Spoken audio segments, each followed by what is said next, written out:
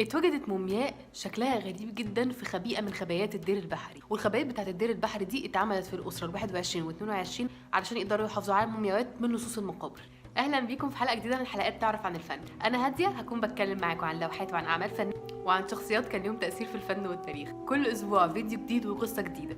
الموميا كان شكلها اكن حد بيصرخ، واثبتت دراسات دكتور زاهي حواس اللي هو عالم اثار مشهور وكان وزير الاثار السابق، والدكتورة سحر سليم وهي أستاذة الأشعة في جامعة القاهرة تخصص أشعة الآثار، إن المومياء اللي لقوها ماتت بتصلب حاد في شرايين القلب التاجية، مما أدى لوفاتها بعد كده. خلوني أفكركم بقصة صغيرة كنت حكيتها لكم، مؤامرة الحريم. دي المؤامرة اللي اتعملت على الملك رمسيس الثالث من مراته تي وابنه بنتاور.